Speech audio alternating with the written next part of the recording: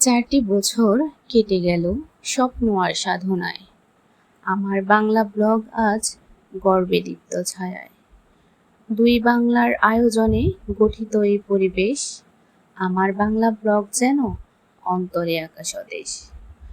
কখনো গল্প, কখনো কবিতা, কখনো গানের ছলে, কমেন্টে জমে ভালোবাসা, হৃদয়ে কথা বলে।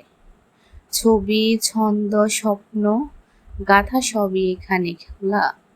আমার বাংলা ব্লগ যেন এক নির্ভার মনের মেলা। এই ব্লগ যেন আত্মার ছায়া, সবার আপন অর্ণব। স্টিমিটের মাঝে আমাদের এক ছোট্ট বাংলা ঘর। ডিজিটাল পল্লীতে গাথা বাংলা ভাষার পরশ ভার, সবই আসে ব্লগের পাতায়, শেয়ার করে পরস্পর। বন্ধুরা সব এক হয়ে গড়ে তুলি এক সংসার। নেই রাজনীতি, নেই বিভেদ, কেবল শব্দের আলোচনা। আমরা লেখক, আমরা পাঠক, আমরা এক পরিবার।